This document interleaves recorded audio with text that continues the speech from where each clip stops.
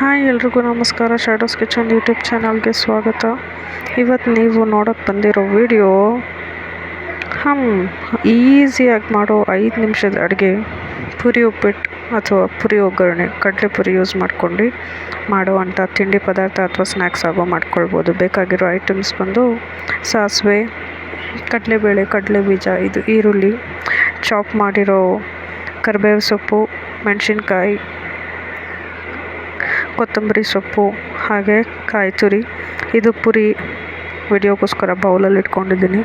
But ಅದನ್ನು ಎಷ್ಟು quantity ಬೇಕು ಅಷ್ಟನ್ನು ಅಳತೆ ಪ್ರಕಾರ ಇದನ್ನು ಒಗ್ಗರಣೆ ಹಾಕೋ ಟೈಮಲ್ಲಿ ಸ್ವಲ್ಪ ನೀರಿಗೆ ಅದನ್ನು ನೆನೆ ಇಟ್ಟು ಅದ್ರ ಪುರಿ ಮೇಲೆ ನಿಮಗೆ ಗೊತ್ತಿರೋಂಗೆ ಅದನ್ನು ಹೇಗೆ ಮಾಡ್ತಾರೆ ಹೇಳಿ, ಮಣ್ಣಲ್ಲಿ ಹುರಿತಾರೆ, ಇಲ್ಲಾಂದರೆ ಅದರದ್ದೆಲ್ಲ ಭತ್ತ ಎಲ್ಲ ತೆಗಿಯೋಕ್ಕೋಸ್ಕರ ಹುರಿತಾರೆ.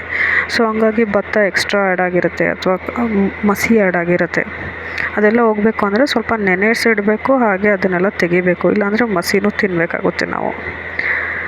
ಓಕೆ, ಮಾಡೋ ವಿಧಾನ ಬಂದು ಸ್ವಲ್ಪ ಎಣ್ಣೆ ಕಾವಲಿಗೆ ಹಾಕ್ಕೊಂಡು ಗ್ಯಾಸ್ ಸ್ಟವ್ನ ಮೊದಲು ಹಚ್ಚಬೇಕು ರೀ.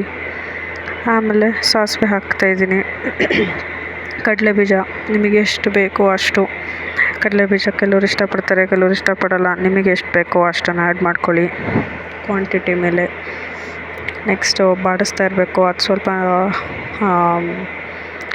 ಗೋಲ್ಡನ್ ಬ್ರೌನ್ ಬರೋ ಅಷ್ಟಕ್ಕೆ ಬಾಡಿಸ್ಕೊತಾ ಇರಬೇಕು. ನಾನು ಯೂಶ್ವಲಿ ಫಸ್ಟ್ ಕಡಲೆಬೀಜ ಹಾಕ್ತೀನಿ, ಯಾಕಂದರೆ ಅದು ಚೆನ್ನಾಗಿ ಬೇಯಬೇಕು ಅಂತ. ಎಲ್ಲರೂ ಮಾಡೋದೇನು ಅಂದರೆ ಮೊದಲು ಕರಿಬೇವು ಸೊಪ್ಪು, ಮೆಣಸಿನ್ಕಾಯಿ ಹಾಕ್ತಾರೆ. ಬಟ್ ಅದು ಎಣ್ಣೆ ಇದು ಹೇಗಿದ್ರೂ ಜಾಸ್ತಿ ತೊಗೊಳುತ್ತೆ. ಹಾಗಾಗಿ ಕಡಲೆಬೀಜ ಬೆಂದಾದಮೇಲೆ ಇದೆರಡು ಐಟಮನ್ನು ಹಾಕ್ಕೊಂಡಿದ್ದೀನಿ. ನೆಕ್ಸ್ಟ್ ಹಾಕಿದ್ದು ಕಡಲೆಬೇಳೆ. ಇದೊಂದು 30 ಸೆಕೆಂಡ್ಸ್ 30 ಸೆಕೆಂಡ್ ಬಾಡಿಸಿದ್ರೆ ಸಾಕು, ಅಷ್ಟರಲ್ಲಿ ಇದು ರೆಡಿ ಆಗಿಬಿಡುತ್ತೆ. ನೆಕ್ಸ್ಟ್ ಬಂದು ಈರುಳ್ಳಿ ಹಾಕ್ಕೊಳ್ಬೇಕು. ವಿಡಿಯೋಗೋಸ್ಕರ ಇದರಲ್ಲಿ ಹಾಕ್ತಿದ್ದೀನಿ. ನೆಕ್ಸ್ಟು ಫುಲ್ ಬೌಲಲ್ಲಿ ಎಷ್ಟು ರೆಡಿ ಮಾಡ್ಕೊಂಡಿದ್ದೆ. ಇದು ಮಾಡ್ತಿರೋದು ಬಂದು 2 ಮೆಂಬರ್ಸ್ಗೆ, 2 ಮೆಂಬರ್ ಫ್ಯಾಮಿಲಿಗೆ ಮಾಡ್ತಾಯಿರೋದು, ಇಬ್ಬರಿಗೋಸ್ಕರ. ಹಾಗಾಗಿ ಒಂದು 2 ರಿಂದ 3 ಈರುಳ್ಳಿ ಹಾಕಿದರೆ ಸಫಿಷಿಯೆಂಟ್ ಆಗುತ್ತೆ. ಮೀಡಿಯಮ್ ಸೈಜಿಂದು ಚೆನ್ನಾಗಿ ಬಾಡಿಸ್ಕೊಬೇಕು. ಏನಾದ್ರು ದಪ್ಪ ಈರುಳ್ಳಿ ಪೀಸ್ ಆಗಿದ್ದರೆ ಅದನ್ನು ಹಾಗೆ ಕಟ್ ಮಾಡ್ಕೊಳ್ತಾ ಇದ್ದೀನಿ. ಬಾಡಿಸ್ತಾ ಇರ್ಬೋದು, ಇಲ್ಲ ಹಾಗೇ ಬಿಡ್ಬೋದು. ಉಪ್ಪು ಹಾಕಿದರೆ ಸ್ವಲ್ಪ ಬೇಗ ಬೇಯುತ್ತೆ. ಹಂಗಾಗಿ ಉಪ್ಪನ್ನ ಇಮಿಡಿಯೇಟಾಗಿ ನಾನು ಆ್ಯಡ್ ಮಾಡ್ಕೊಳ್ತಿದ್ದೀನಿ. ಇದನ್ನು ನೋಡ್ಕೊಂಡು ಹಾಕ್ಕೊಬೇಕು. ನೀವು ಪುರಿ ಏನಾದರೂ ಉಪ್ಪಲ್ಲಿ ಹುರಿದಿರೋ ಪುರಿ ಆಗಿದ್ದರೆ ಸ್ವಲ್ಪ ಕಡಿಮೆ ಪ್ರಮಾಣದಲ್ಲಿ ಉಪ್ಪು ಹಾಕ್ಕೊಳ್ಬೇಕು, ಇಲ್ಲಾಂದರೆ ತುಂಬಾ ಸಾಲ್ಟಿ ಆಗುತ್ತೆ, ತಿನ್ನೋಕ್ಕೂ ಆಗೋಲ್ಲ. ಆಮೇಲೆ ಅದಕ್ಕೂ ರೆಮಿಡಿ ಇದೆ. ಲಾಸ್ಟಿಗೆ ಏನಾದ್ರು ಉಪ್ಪು ಜಾಸ್ತಿ ಆಯಿತು ಅಂದರೆ ಮತ್ತೊಂದು ಸಲ ಎಕ್ಸ್ಟ್ರಾ ಉಪ್ಪುರಿನ ನೀರಲ್ಲಿ ನೆನೆಸ್ಬಿಟ್ಟು ಮತ್ತೆ ಒಗ್ಗರಣೆ ಕೊಟ್ಟರೆ ಆಯಿತು. ಒಗ್ಗರಣೆ ಕೊಡೋದು ಬೇಡ, ಅದಕ್ಕೆ ಮಿಕ್ಸ್ ಮಾಡಿಕೊಂಡ್ರೆ ರೆಡಿ ಆಗಿಬಿಡುತ್ತೆ. ಬಟ್ ಯಾಕೆ ಅಲ್ಲ, ನೀವು ಸಪ್ಪೆ ಪುರಿ ಹಾಕ್ಕೊಂಡ್ರೆ ಉಪ್ಪು ಜಾಸ್ತಿ ತೊಗೊಳುತ್ತೆ. ತುಂಬ ಜಾಸ್ತಿ ಹಾಕಬಾರ್ದು. ಟೇಸ್ಟ್ ಮಾಡಿಕೊಂಡು ಬೇಕಿದ್ರೆ ಮತ್ತೆ ಹಾಕ್ಕೊಳ್ಳಿ. ಇದು ಹೇಳಿದ್ನಲ್ಲ ಸ್ಟಾರ್ಟಿಂಗಲ್ಲಿ, ಪುರಿನ ನೀರಿಗೆ ಹಾಕೋಬೇಕು ಅಂತ. ಒಗ್ಗರಣೆ ಹಾಕೋ ಟೈಮಲ್ಲಿ ಹಾಕಿದರೂ ಸಾಕು. ಆಮೇಲೆ ಮತ್ತೆ ಅದನ್ನು ಹಿಂಡಿಬಿಟ್ಟು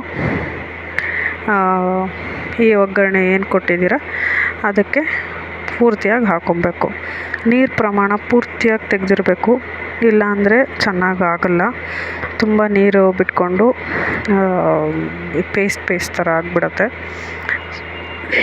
ಈಗ end of the recipe, garnishing plus taste enhance ಮಾಡೋಕ್ಕೋಸ್ಕರ ಕಾಯಿ ತುರಿ ಮತ್ತು ಸಾಂಬಾರು ಸೊಪ್ಪು ಇಸ್ ನಥಿಂಗ್ ಬಟ್ ಕೊತ್ತಂಬರಿ ಸೊಪ್ಪು ಹಾಕಿಬಿಟ್ಟು ಬಾಡಿಸಿದರೆ ರುಚಿಯಾದ ಸ್ನ್ಯಾಕ್ಸ್ ಹಾಗೂ ತಿಂಡಿ ರೆಡಿ ಆಗುತ್ತೆ, ಪುರಿ ಉಪ್ಪಿಟ್ಟು. Thank you.